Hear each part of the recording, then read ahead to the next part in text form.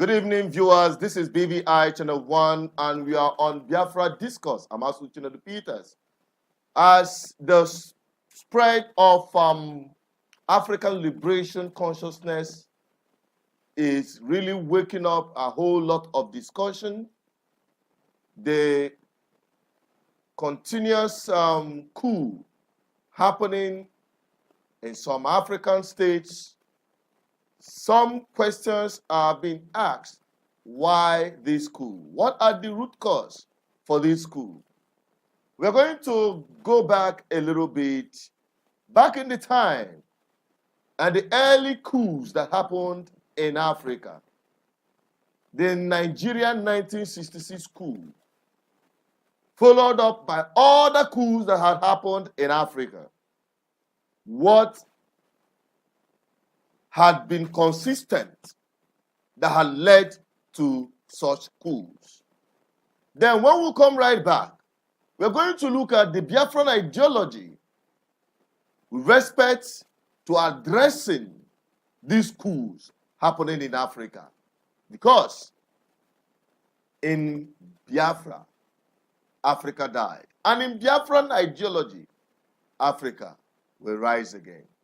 Let's take a look at what Ojukwu said in one of the interviews he had after the coup, or before the war, actually. Okay? Now, and also, he made another speech after the war. Then we're going to balance it up with what is happening across Africa today.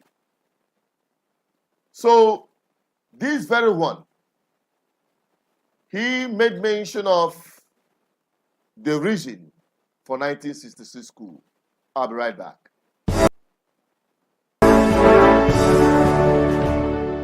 A lot have been written about the 15th of January 1966 coup. The most erroneous being that it was an Igbo coup, which gave the Hausas or the northern Muslims the pretext to attack the Igbos.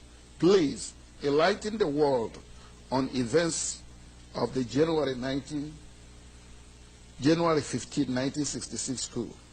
Who carried out the coup and for what reasons? Thank you for giving me this opportunity to try and enlighten people on this coup that seems to be at the center of subsequent problems in Nigeria.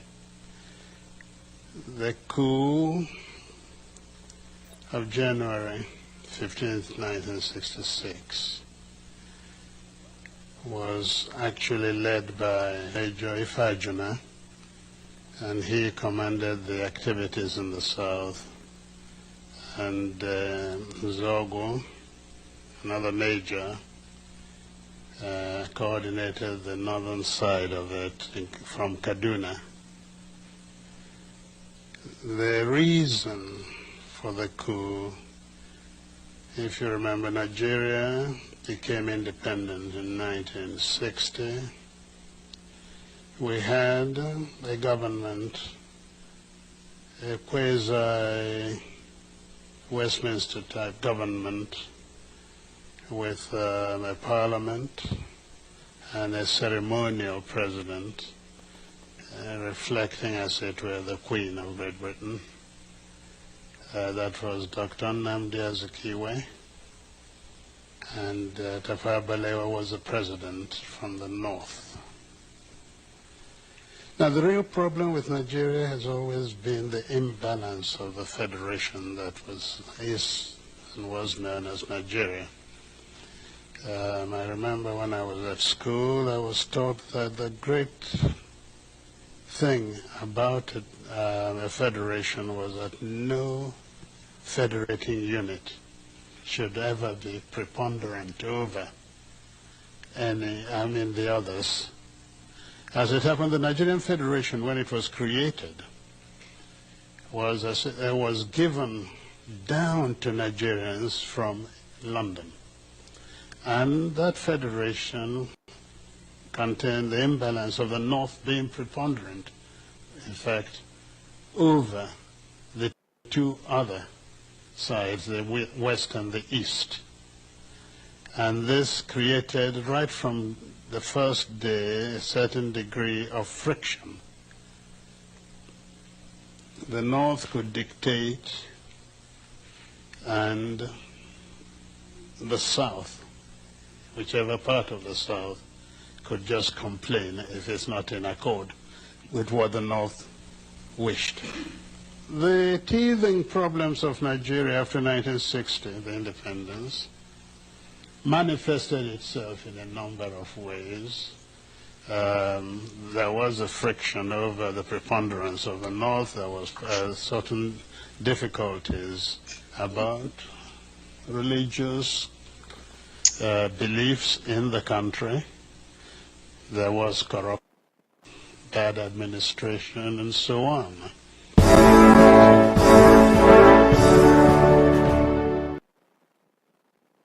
That is Ojukwu's speech during the interview. He well explained it, the root cause of the 1966 coup, of which it was the political instability in the western part of Nigeria that came forth as a result of corruption, and as well the established parliamentary system of government handed down by the British people, which created imbalance in the system, and some people may call it divide and rule. Now, forward march to today. We are having coups happening in Africa for the same reason of corruption, mismanagement of funds by political class, and dominant influence of colonial masters on their former colonies. That's exactly what is still what Africans are experiencing today. And the question is, what's the way out? Why is it that people are now waking up to the consciousness for Africa through liberation? Now, let us take a look at what Ojukwu said. Then who might come up with, will be able to arrive at the solution to these problems. Not just in Nigeria, where the Biafran people and other indigenous entities are trapped within the contraption of the British colonial establishment. So we are going to also look at Africa as a whole and narrow it down to the fact that in Biafra, Africa died. Now in Biafra, Africa should rise. And what ways would be the most suitable for this African liberation to happen? Now let us take a look at what Ojukwu said at these very interviews. Then when we come back, I have a theme of analysts from Biafra, de facto customary government, who are joining me visually across the globe to dissect this issue. Don't go away.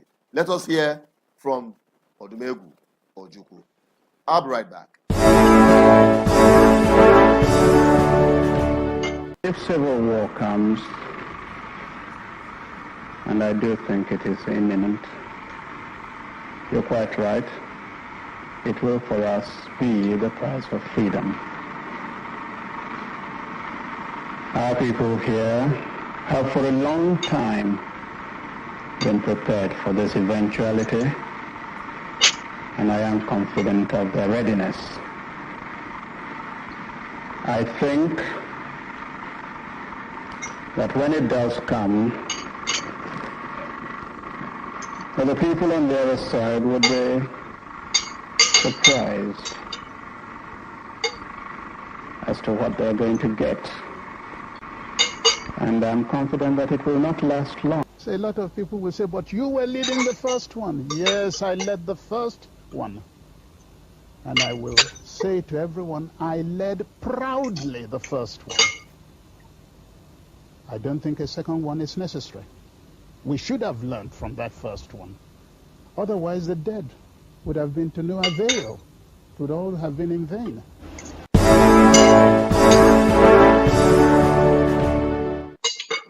That is it. We are still on Biafra Discourse, and this is a live interactive section. In case you want to join this discussion, don't forget to dial the number +234-8104-545-533. Now it's time for me to bring in our brothers who are already seated with me and joining visually on this program tonight. We have Ndubisi and Enugu joining us. We have Nonso joining us. And we also have I couldn't recognize the name, but in the course of the program, he's going to, introduce himself properly because I'm quite far away from the screen to see the person there. All right. Good evening, gentlemen. I believe you guys are listening and you can hear me. You can unmute yourselves and tell our viewers who is talking to them, who is speaking to them visually.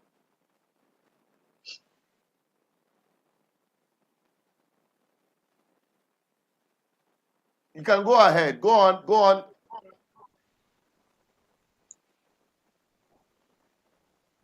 You can unmute yourself. Unmute yourself.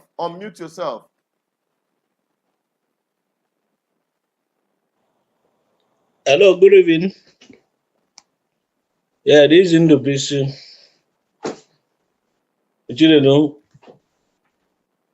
Evening to you and greetings to our people all over the world. Let me stand by. Okay, Ndubisi, you're the one speaking. Okay, thank you very much. And to our brother, Nonso, and you have another brother there. Good evening, dear friends all over the world. Good evening, Mazi Chinedu. Good evening, my co-parliamentarians in the house. Good evening, Dr. Okenkwo. Okay, Dr. Okenkwo is the one there. Oh, I can go on. Thank you so much, Ndubisi and Chinedu, for this program.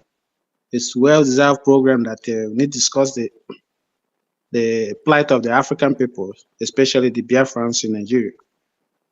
So my name is Uchen Nwokenkwo. I reside here in Atlanta, Georgia, a member of Biafra de facto customary government. Thank you so much.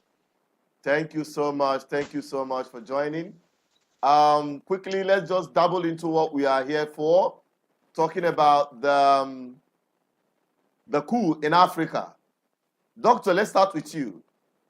What has changed so far? Has anything changed so far with respect to the coups happening across Africa? Well, this is a long-awaited coup. I won't call it a coup because military government is not a government that is good for any country.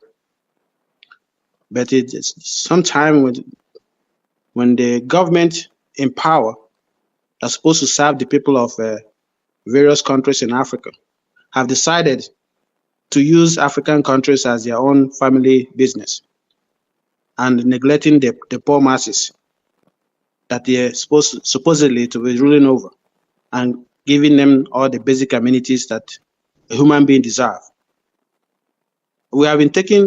Africa have been taken for a ride for a long time. And at this time around, I pray this revolution continues, that we will not give up until we achieve the goal that Africans deserve a better life in the world we are in today. I can't see the reason why Africa should be in such a undeserving situation, that despite all the resources we have in Africa, God Almighty blessed Africa with everything that human beings deserve to live a comfortable life. But we are being used as we can say, a slave to the whole world, both in natural resources and human resources. So it's time for the Africans to wake up and decide our fate, and for the fate of our brothers and sisters that were enslaved or they're taken away from us, that went all over the world. They are seeking, they are looking, they are watching to see the fate of Africa, because most of them are desperate to relocate to Africa. So at this time around, I pray that this revolution continues, because it's high time we start moving all these criminals, all these puppets in the African government, in African countries, as governments or leaders.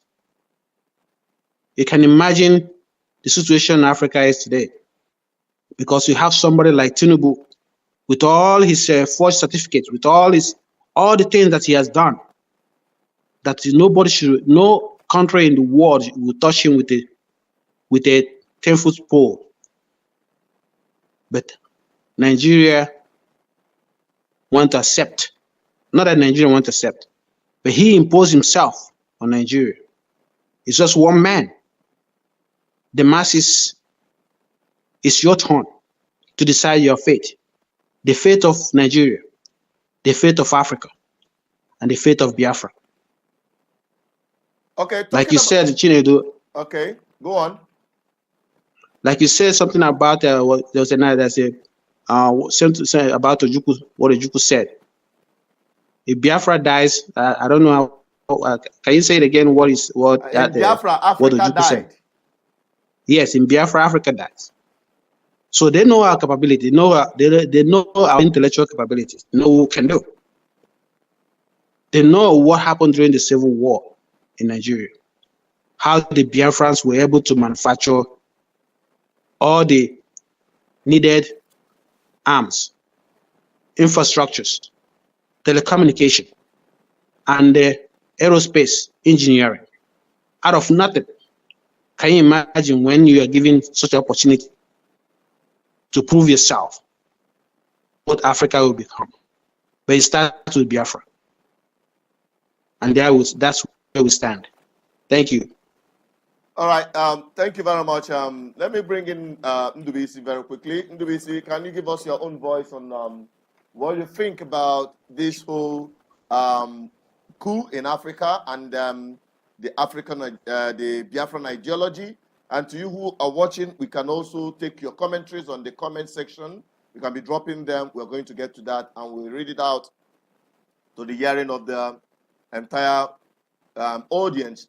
And also, if you want to call, you can call +234-810-4545-533 to make your own submission with respect to what we're talking about. We're talking about the coup in Africa and the Biafran ideology. Ndubisi, over to you. Let's hear your own take of the Biafran ideology with respect to the coups happening across Africa. Let's get your opinion on that. Ndubisi. Hello, thank you, Chinedu. Thank you, my people. You know, my own opinion is simple. Our people are not asking for too much. We are simply asking for good governance, equity, fairness, and justice. We are simply asking to be treated like human, not to be treated like animals. What is happening across the African countries? The soldiers who are supposed to be our defenders, who are supposed to give us protection, picking courage.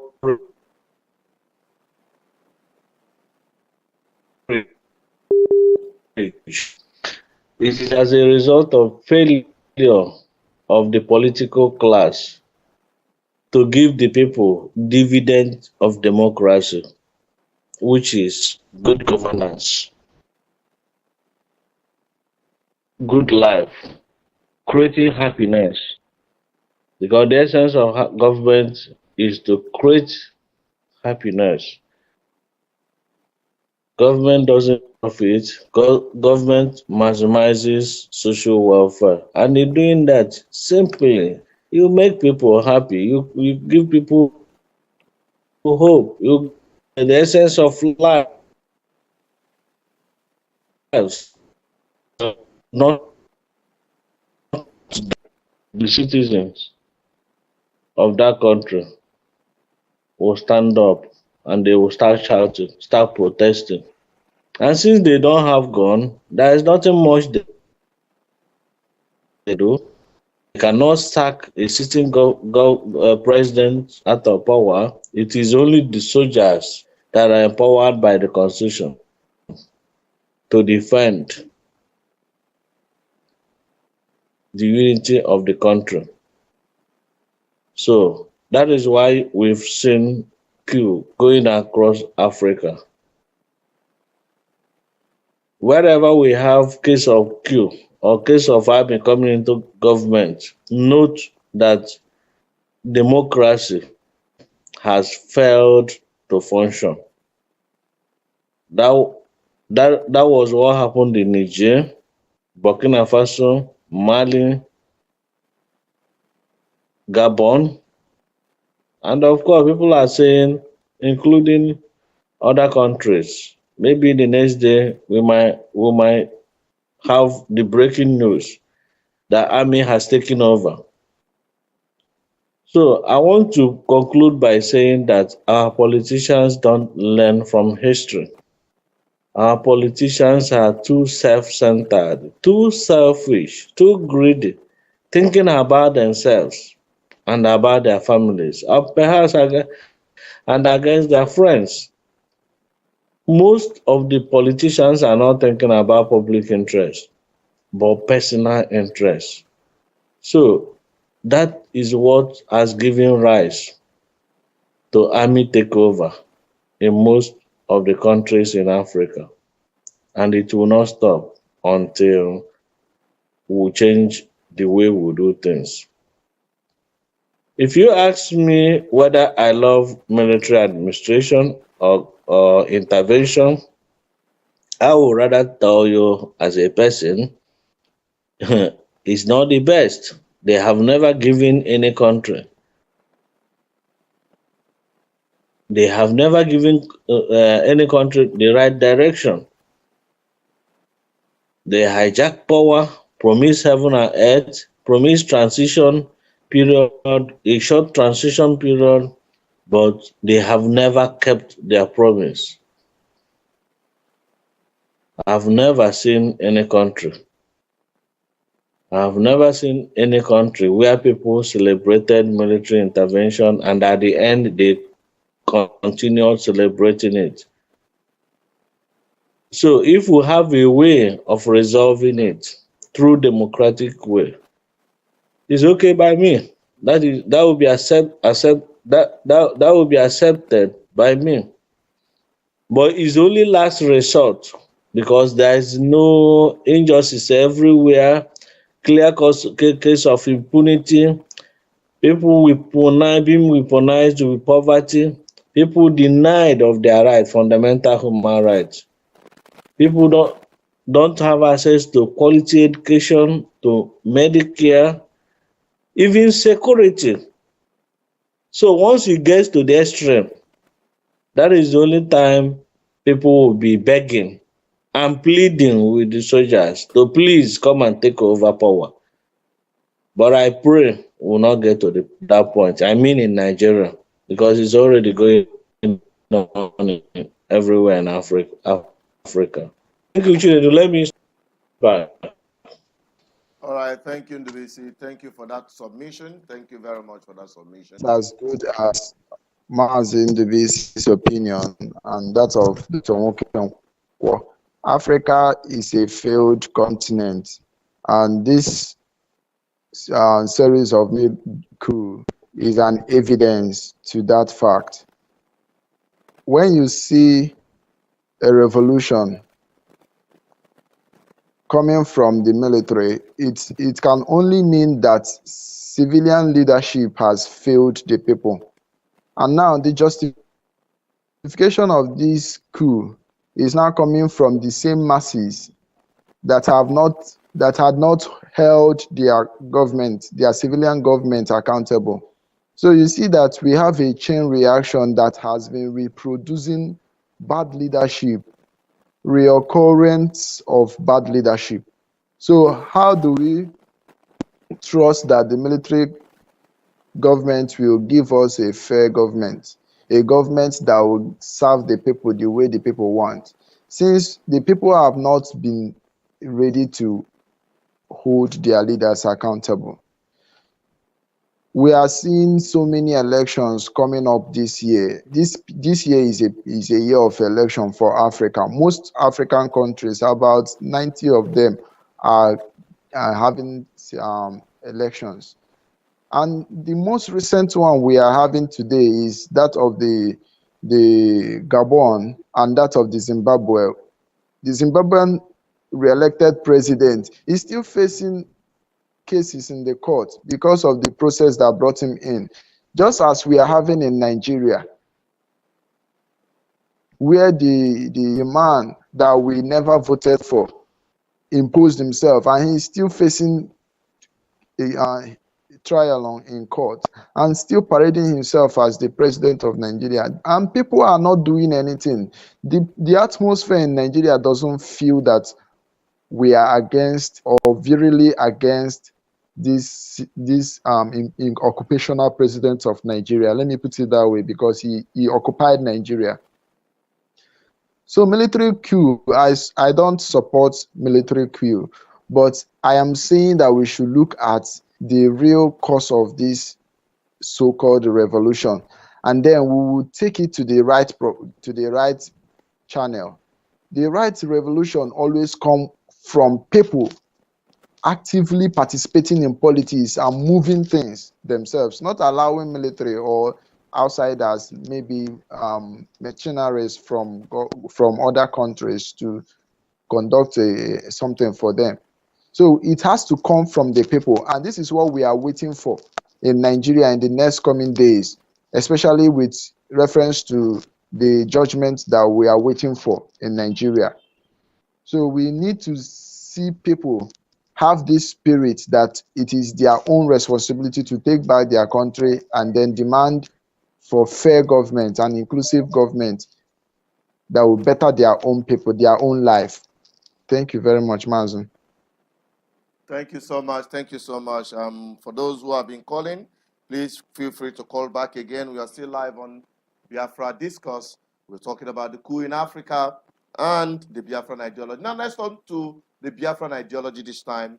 What is this Biafran ideology that will help the African people to actually attain true freedom? Talking about what we had Ojukwu said. He had made mention of in the first video that corruption, impunity, and Western manipulation in Africa had caused endless coups in Africa. And now, on the second video, we had him talk about his preparedness to go into the civil war. And after the war, he's admonishing anyone who cares to listen that war is not the right way to go, that war should not be provoked the second time. So, knowing fully well that he proudly, like he said, led the Biafrans in the war of attrition against them, the war of genocide against them, to defend the Biafran people.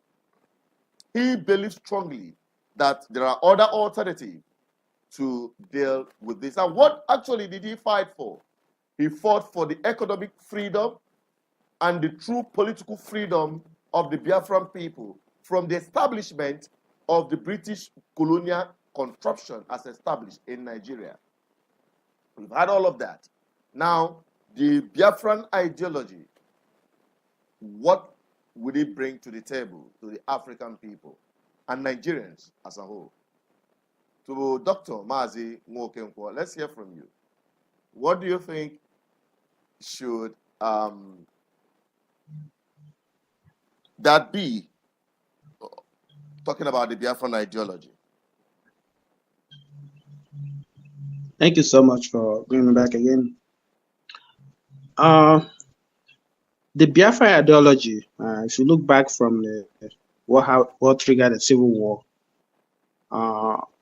Ojukwu saw the writing on the wall, what's going on with the Nigerian government or the leadership of Nigeria with their impunity against the Biafrans, just because of our God-given talents, just because of our independence, just because of we do not wait for the government to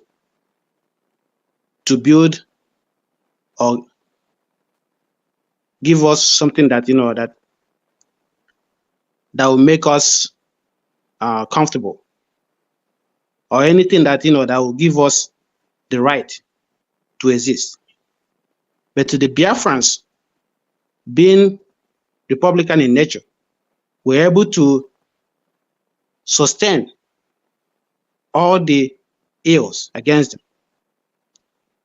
Also, the genocidal ideology towards the Biafrans triggered the Biafran War.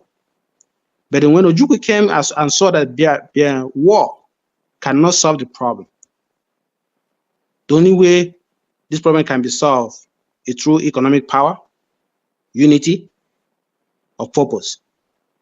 By bringing all Biafrans together and decide what your fate will be.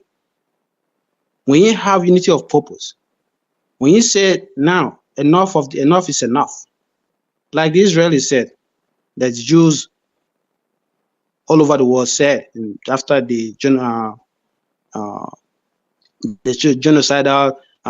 killing in Germany, they said never again. When they said never again, what did they have in place to prevent this from happening again? Now they created unity of purpose by creating economic power, by creating things that the world we envy, by controlling the economy of the world in every aspect. That's what the Biafrans should have learned after the war, but not to retrieve, not to surrender, but to look for avenues to unite. Because in this world, in this era, these days, you see, when you have the economic power, you can rule the world. We have the economic power, but the only thing we are lacking is what? Unity of purpose.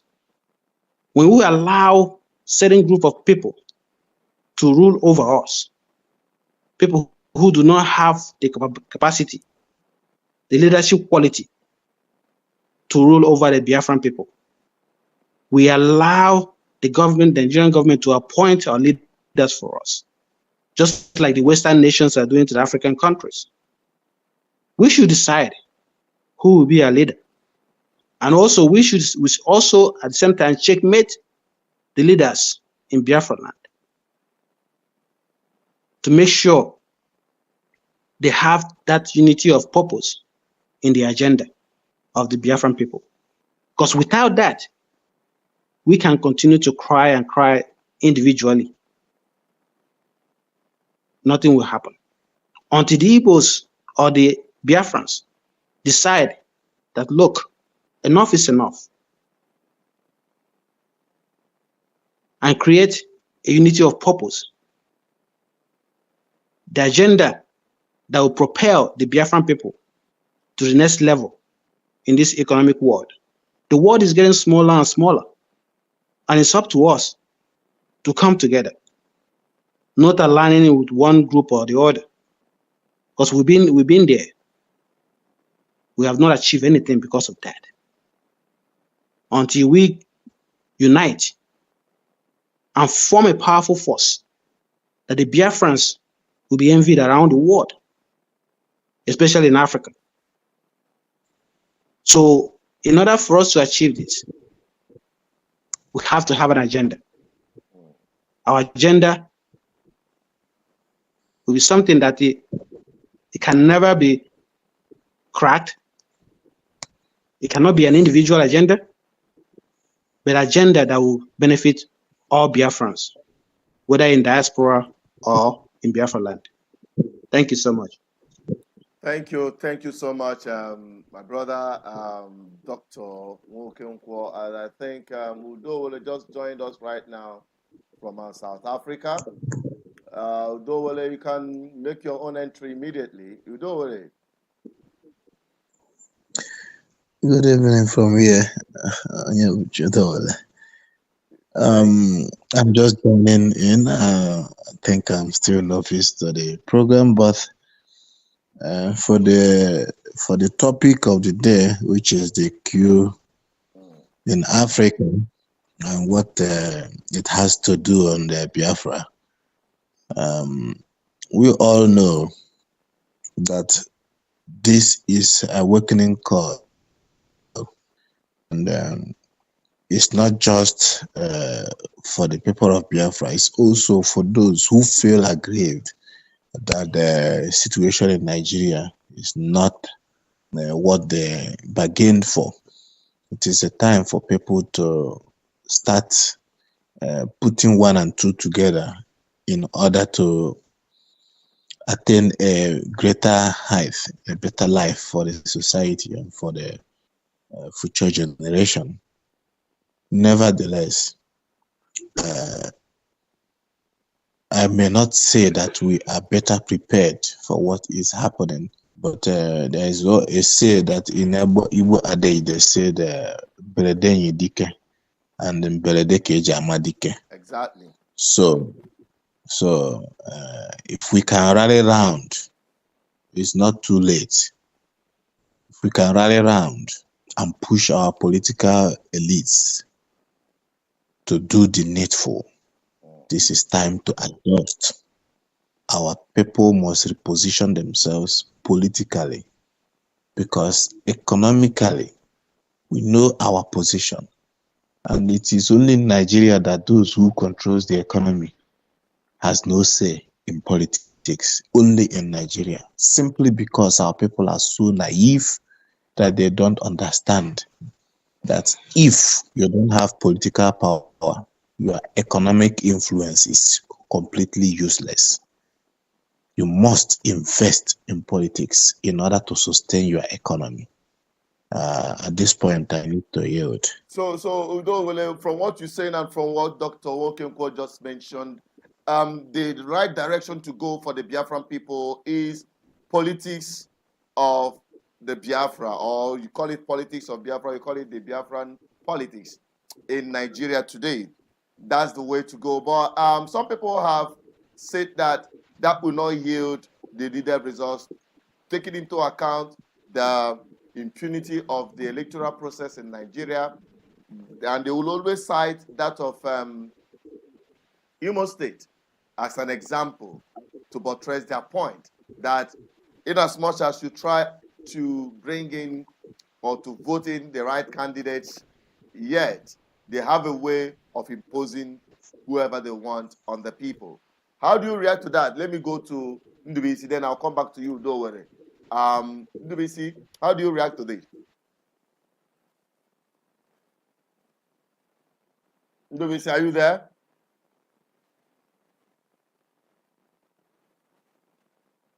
Unmute yourself. Hello, can you hear me? Yeah, go on. Go on. Right. There is no way to react to this other than to continue doing the right thing. Consistency, perseverance. You have to persevere to be on the right path. As long as you are doing the right thing, you know, it doesn't matter how long it takes. It doesn't matter what it takes. What matters is that you are doing the right thing. And I think the right thing for us to do is to pursue our agenda through the political process. We have to do that by sensitizing and mobilizing our people. a lot of education is required, you know, the ordinary people in the villages do not actually understand what political power means and what it takes to be in government and then the business of governance. All these things must be pursued with every sense of determination. It doesn't matter how long it takes. To those of us singing, you must fight a war, world over, people have fought, and at the end of the day, they settled their differences in conference room. And like what Ojukwu said, he has fought. And going forward, he recommended that we should pursue our cause through political methodology. So what I'm recommending to our people is to play the game, maybe play the Biafran politics, because so many people don't understand what it means to play the Biafran politics. When you said you are voting, you know, some of our friends out there will say you are one Nigeria, you are part of one Nigeria, because you are asking people to go and process their voters card and be part of the voting process and be part of the people that will elect their leaders from the community level up to the local government, to the state, and to the federal level. You must be involved.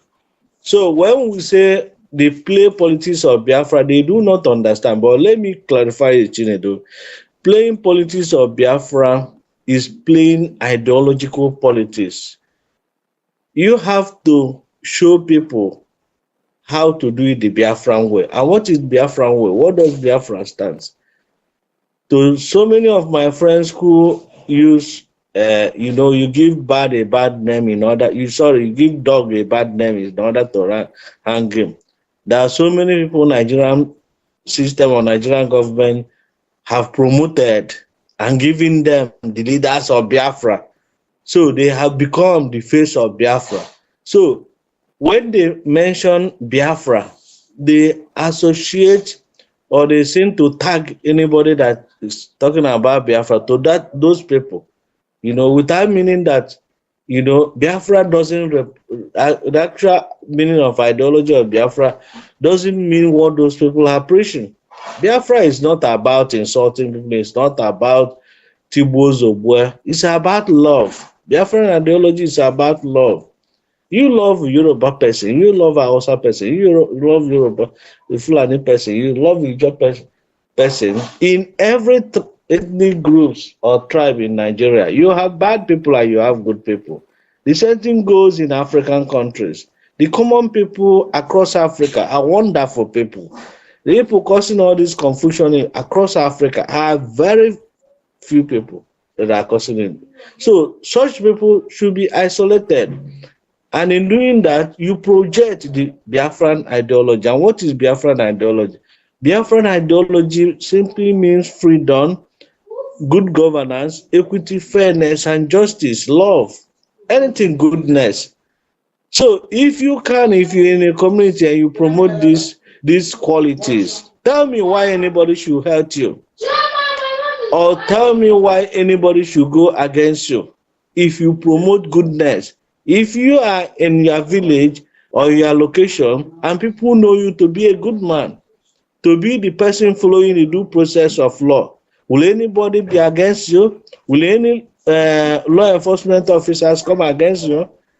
Will anybody, as long as you are standing against injustice, impunity, and bad governance, as long as you are holding people in public space accountable, to give account of what they're doing as public servants, because they are the servants of the people. The people are the actual owner and holder and the master of the game. The power of the people is far bigger than the very few people in government. If you can justify it and associate it, connect it with what Biafra stands, tell me who will be against you. If not those who, is going into era of generalization, because in their head they have registered that those doing Biafra are stupid people, that are brainwashed people, Biafra, that are brainwashing people and telling people that Biafra is coming tomorrow, is coming next tomorrow. From where? Where is it coming? This is Biafra land. We are already in our land. So why should anybody deceive you that Biafra is coming? Where is it coming from? So the wrong narrative is what we are trying to correct here and project the Biafran ideology for all to accept. So Chinedu, in conclusion, what I'm saying is that everybody will accept what we present. That is because of inability of Nigerian elites to accept the ideology of Biafra, and not just accepting it, but practice it, begin to practice it. If you do that, we will not have the issue of importing fuel now, because during the war, we refined our crude oil under war situation. If Nigeria has been able to copy what Biafran ideology represents, they should be able to refine their products, and they should be able to utilize to make good usage of natural gas surplus we have everywhere in Nigeria, and the other mineral resources we have, coal. We shouldn't have anything like power outage in Biafra land. It's an insult and shameful for us to have such. We should have sustained the agricultural settlement established by Obara in early 60s. But now, if you go to settlements, the Baran settlement and other places, God, you feel sorry for ourselves. So what I'm saying in effect is that we must continue showing our children and ourselves sense of direction through the light we have already created in the whole of Africa. In Biafra, Africa will rise again. In Biafran ideology, the whole Africa will rise again. Thank you. Thank you very much for that, your analysis, Ndubisi. Thank you so much for that very wonderful analysis. And Nonso, can you just throw more lights on this politics of Biafra? Do you think that there are a crop of Igbo politicians in Nigeria today that carries this resemblance of Biafran ideology? Or do you think a group of Biafran agitators to take up that task? Thank you, Mazi. Of course, I used to think, I will use that phrase, I used to think that the people who I know today that are already in office were pro-Biafrans. I want to make reference to the current governor and administrator in Anambra State, in the person of Professor Soludo. Professor Soludo, in one conference, had to make a clarion call for the people of Biafra. In that conference, he was called to review a book written by Ofodele, a book I so much respect and I love, the Politics of Biafra and the Future of Nigeria. This is the name of the book. In that meeting, he had to call on the elites, asking them to start discussing about Biafra, that without us participating in politics, that we are playing to the gallery. And now he is in office, and what are we seeing? You see, this is the same problem I'm talking about. I said before earlier that we are having a chain reaction, a reoccurrence of bad leadership. And this has not been a new story for Biafran people. It started before the Biafran War, inside Biafra War in the case of sabotage, and even after Biafra War. So you played a video where our People's General Ojukwu had to tell the people that he led proudly the Biafran War, and he does not think that there is need for another one. Now let me tell you what lessons he was talking about. He knows, or let me use the past ones. He knew that Biafrans never actively participated in politics, and so if we are going to continue to be docile in terms of talking about Biafra, in the central government, in federal government, we are wasting our time. And then another lesson from the war was that he himself made a mistake. I will call it a mistake because a man like Dr. Nnamdi Azikiwe advised him to stop the war when the war was about 3 months old, but he continued the war, and the result was nothing. The result was so bloody.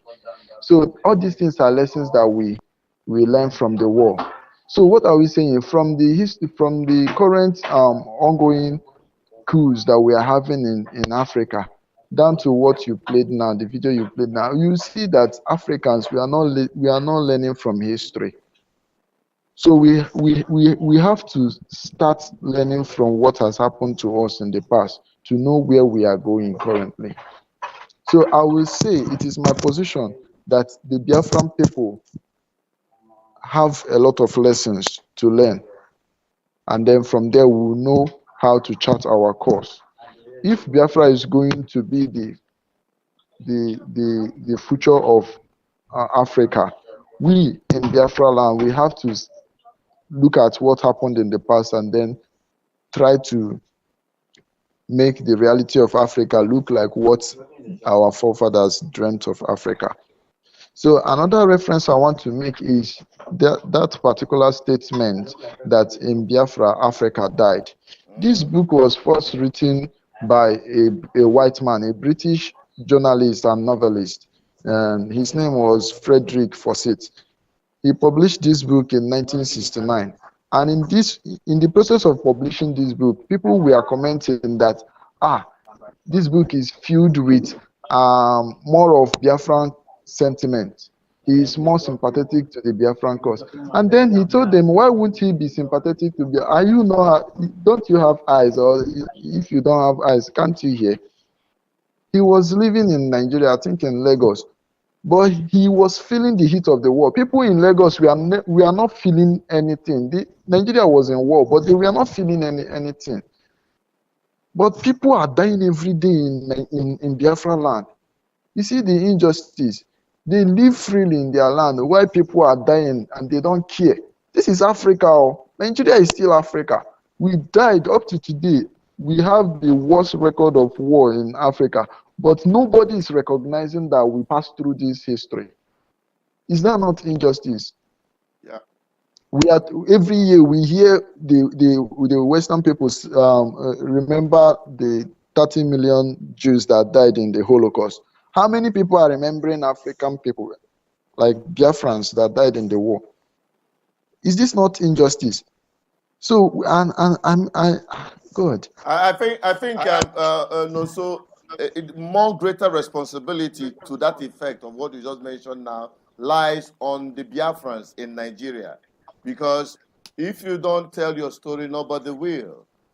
If you don't organize yourself and let the world if you don't put yourself on the page, they will not read you. So I think it is about time the Biafran people should sit up and do this is also the reason. Mazi, this is also the reason why this book was republished by another author. He wrote it as in Biafra, Africa died, the diplomatic plot, to remind Africans what Biafrans passed through, in case if they have forgotten. So this man he's a Biafran. I think the name is MF. Yes, MFNS. You know the man in person. Yes, to remind the world that you people are overlooking some injustices happening in Africa. So this is it. Our story is so horrible, and we cannot continue to paint the picture that Africa is a failed country. We have to start to, make things look better in Africa, and it will start from within us. Thank you so much, Mazu. Exactly. Thank you very much. Thank you so much for that, your submission. Now to our brother, Dr. Okenkwo. Please, we would like you to throw some more light on this politics of Biafra. If you are there, you can come right on. We would like you to throw more light on the politics of Biafra. While we wait for Dr. Wokenko to join us, we want to inform you that we are still live. We are getting through with your comments. We are going to read them out when the time comes. You can keep dropping them in case you have not subscribed on this channel. Please do subscribe on this channel, because this is where we have our discussions, where we deliberate and share our opinions and chart a course for the liberation of not just the Biafran people, but African and black race across the world. Okay?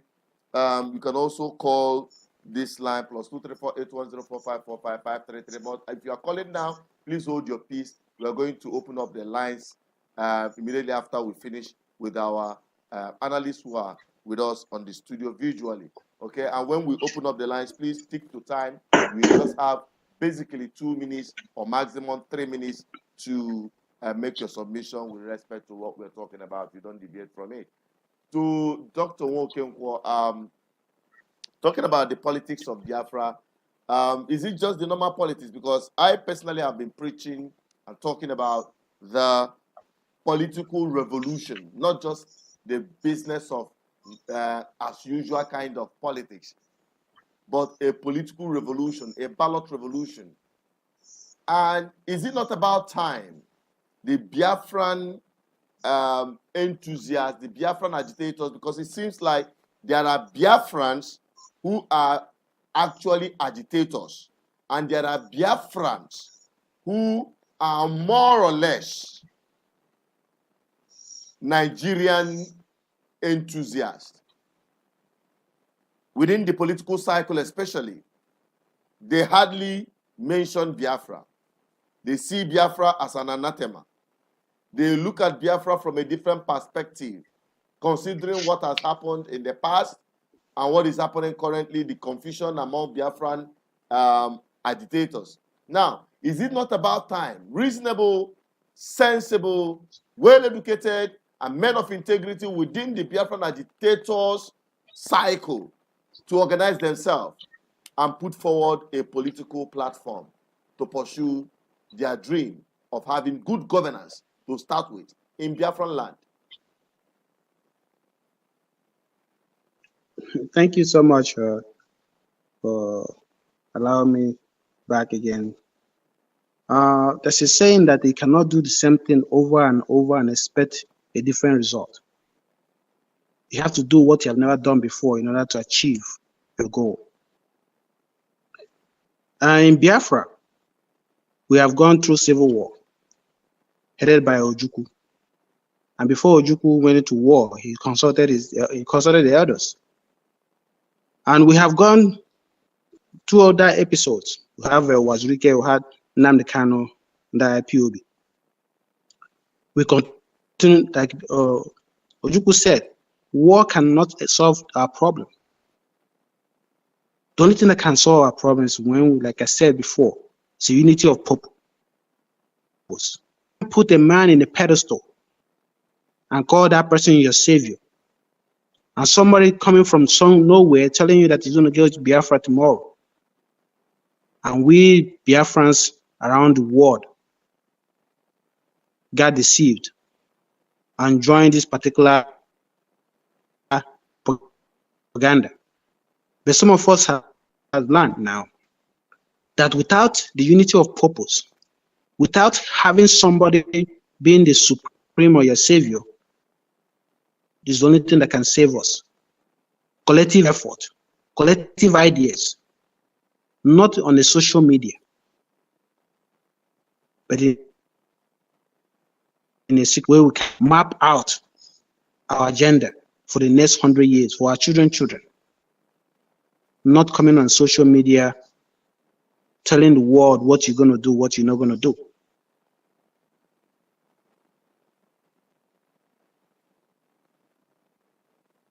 Now it's time for us to reason together as a group, as a country. Biafra is in existence. It's already in existence. It's up to us to manifest it in the physical. I mean, the physical is that the reality. And it can only happen by collective effort. Now,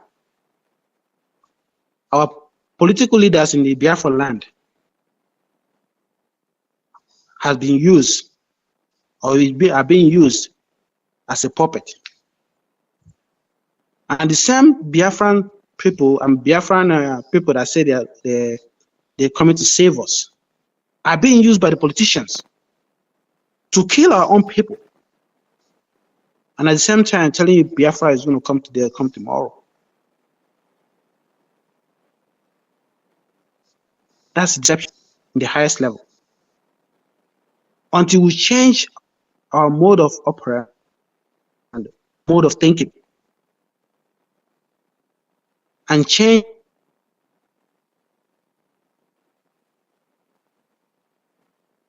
Biafra is already a country. You just need few good men and women to come together and achieve our purpose, to be a country. You can see what's going on in Nigeria. Our political elites have sold us out to the Nigerian government. They make life for our people anywhere they are, even in our own homeland, using our own people to destroy us. And some of us are still hailing those individuals. They're coming to save us. In order for us to achieve this goal, we need to go into a secret room and decide our fate for our children. 100 years plan that will give us the peace of mind that when we are gone, our children's children will be safe in Nigeria and be respected around the world at the same time. My brothers and sisters around the world, stop thinking that anybody will give you Biafra. Nobody will give you Biafra. But you, with a collective effort to achieve Biafra, is a goal that every one of us has to get involved, because we have suffered enough, both in Nigeria and around the world. Those of us that live in the diaspora know what we are going through as Biafrans. It's not all that roses.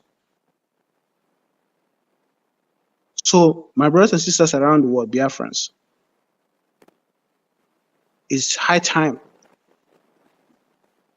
that we start thinking about the future of our children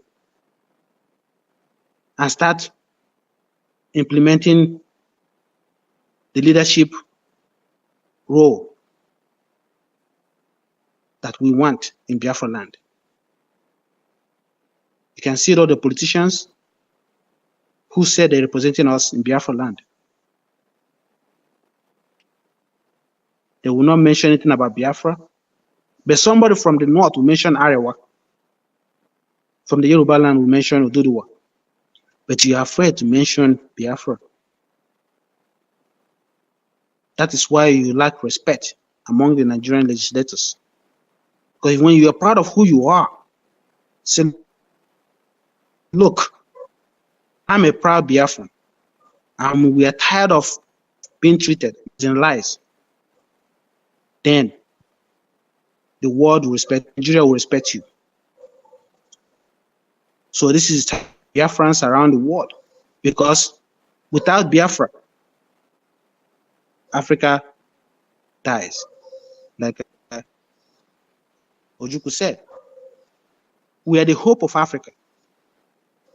They look up to us.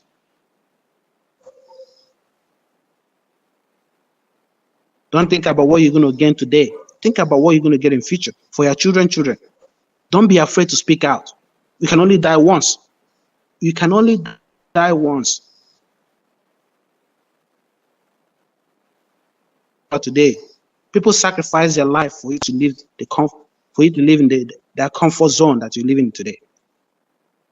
stop hiding, speak out against evil. So that's all I have to say. Thank you so much. Thank you very much. Thank you so much. So two, to make your own submission. Okay, let us take this very submission from Chinyere Udogo, from Chinyere Ezogo, from calling from United States. Please be brief. Tell us your own opinion. Despite all the people that died during the war, I went in our different villages. We know our ancestral homes. We may trace to Biafra. No Igbo man knows the meaning of Biafra. I'm not going into that details now because if I go into it, it will consume our time. That is why they continue to say Biafra. But they are fighting an illusion they don't even understand. The people don't know what Biafra is all about. Nobody can stop a Nigeria whose time has come. The time for Biafran realization is today. In the brief summary of what Biafra is, it's not about Igbo see. There are time clocks that God has set for the time down to the events of the last ages. And there are two important nations that are set for this time clock. Biafra, Nigeria, Igbos are one of them. Nigeria is one of the countries to start with. America is the second, and Israel is the third one. That is why when you go to the coat of arms of Nigeria, you see eagle. America and Nigeria are the only two countries in this nation who have eagle as their logo. That is the countdown, the time clock, and Israel. That is why you see every time you see these two nations on the news. That is one. That is the mutable stand that I took that Biafra must come, no matter what the powers do. And that is including people on what the dimension that things are going that they can't understand. That is number one. So, going to what our people will do, I want to listen. Governor of Enugu State, I love that on back, but it seems it's backsliding because the discourse. The mother teacher at home is doing. Hello, Yeah, can you hear me? I'm hearing you.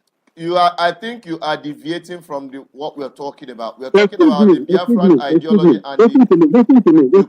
in Africa. Listen to me. We don't have time. We don't have time for a long I'm a text. journalist. Don't always correct me with diverting my attention. When it comes to African issues, the two you are talking about. Now, I've exploited the issue of schools in Africa. They have passed the order for military to take over Nigeria. That is put it on in order to continue to work, in order to continue to keep the country as going as one. So that is very, very important. They have passed the order. When I told you that they use iPod, you can't even understand. Look at that recalcitrant, that hooligan, Balance. The CIA got him to make a video. They take on the takeover of this in Gabon and the Kano. Allows you to come and rent on the back. Don't look at his work today. He's telling the military precisely to go and take over in Nigeria. And that is the order that has been passed by the people. That is exactly what is happening. That is why they don't post their program so that they can use it to do what? To hold them accountable to what is happening in Nigeria. So number one thing that they will do, starting from every other thing, you see all this, the Eastern governors must declare every Fulani, give them 1 month. Any cattle that is found in Igbo land bush, they should kill that cow immediately. Let them not call the military to come and aid them. Let each state form their own inter-security apparatus that they will use to carry agitation. Give them 1 month to blockade. They should declare, after that, they should declare any Fulani herdsman that is found in the bush should be declared as a terrorist. Nnamdi Kanu ESN must be declared as a terrorist organization. Simon Ekpa, Biafra Liberation Army must be declared as a terrorist organization. That is number one. Is that your Number two. Is that your Biafran ideology? My friend, allow me to tell you something, my friend. Stop diverting me. You're working for the enemy. You are the one diverting the program to something else. We have something we are discussing about. I'm sorry.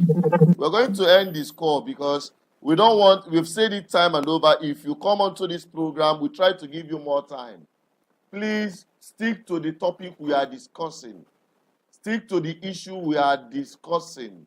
Do not divert to something else. Do not take, there are a lot of issues, fine. But let us stick to the one we are discussing at the moment. It's very important so that we have sense of direction. It's very, very crucial. And we don't have all the time. Okay? Forgive me for that, but we have standard procedure on this program. So whenever you are calling, please ensure you speak within the framework of what we are discussing for tonight. Let me quickly go to Udowole as he's wrapping up on his own submission with respect to the politics of Biafra. We're talking about the politics of Biafra as the only way for African liberation, not just the Biafran people. Though it can start from our Biafran people to exemplify that by participating massively in ballot revolution. So, Udowole, please unmute yourself. Let us get your opinion with respect to this, the politics of Biafra or the ballot revolution that Biafrans must engage in, and also Africans across the globe if their liberation must be secured. So, Udowole, you can unmute yourself if you are there. And if you are not there, I think we should take on Ndubisi, but Udowole is here. Udowole, please go on. Very briefly, please. Because we don't have time. You just have about a minute. All right, thank you once again. I'm going to go quite a no problem. Thank you. Tiana have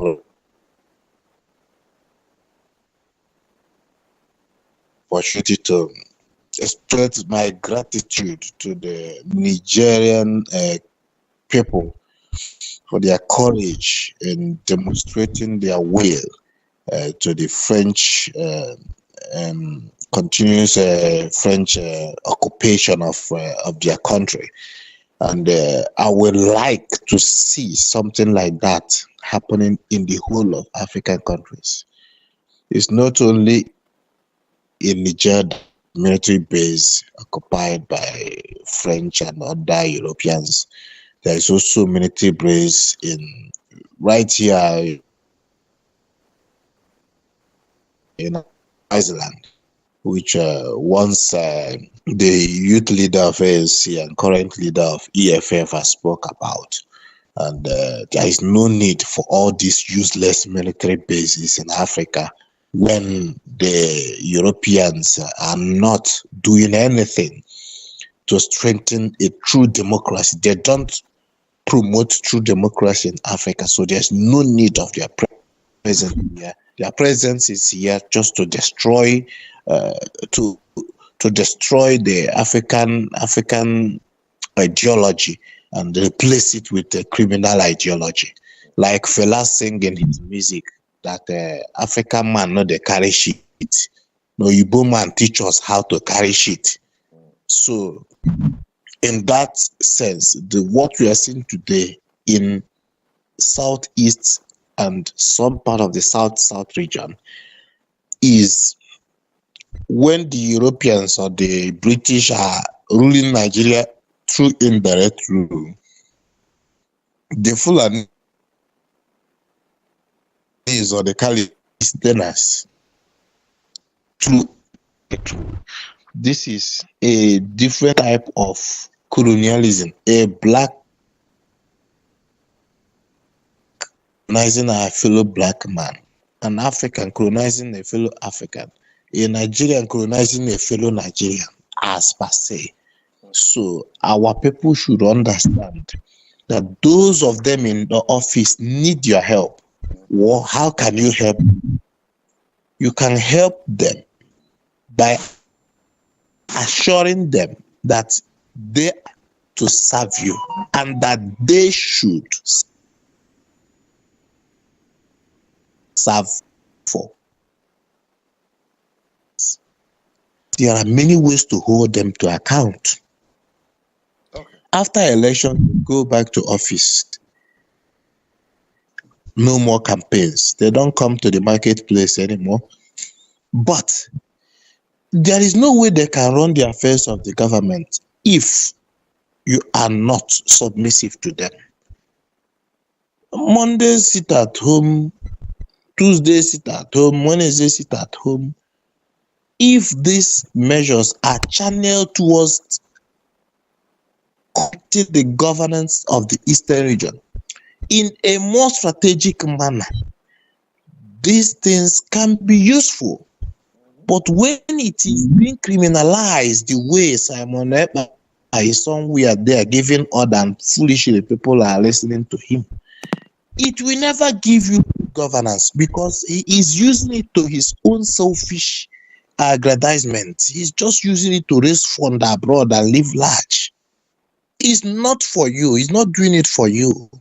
So those of us, or those of you who are at home, who are facing this trouble, supposed to know that you are not supposed to listen to someone who will not even attempt to come back home. He won't try it. Our duty as a people is to hold our elected representatives, whether they are elected or selected, are there to govern the land. If they are not doing what they're supposed to do, you let them know. The waste of time of sitting at home asking for the release of Nnamdi Kanu can be, you can even do 1 week. Everybody seal up the government house, chase the governor out of the state. You can do it. Holding those elected officials to account. But when you are doing the right thing in a wrong way, that is the problem. Our people should learn how to use the weapons they have in the right way. Don't use it in a wrong way. If your problem is water, and you leave water that is your problem, you are asking for Coca-Cola. Coca-Cola cannot be water. Water is water. Coca-Cola is Coca-Cola. So our people should learn how to channel their grievances and stop chasing shadow.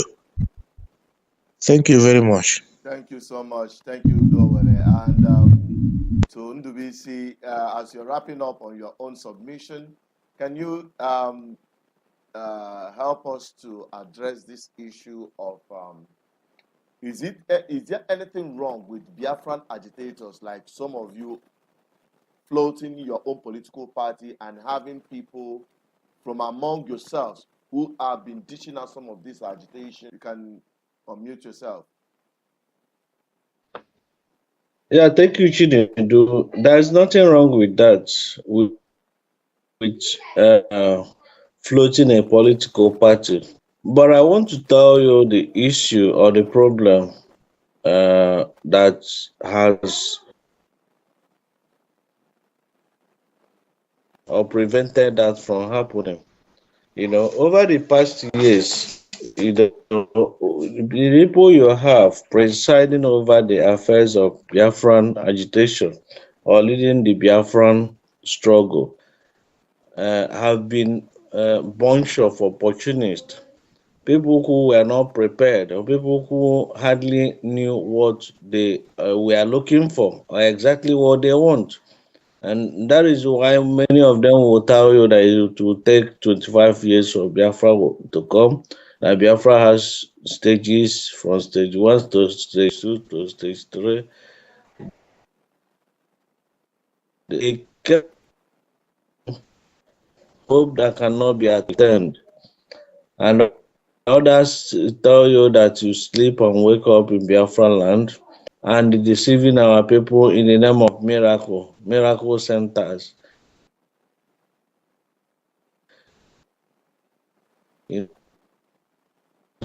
Watch that. The least they want to hear is cutting corner. They want you to do it now. As long as you are not doing it, you are not talking. So these guys understood the psychology of our people and they're exploiting it.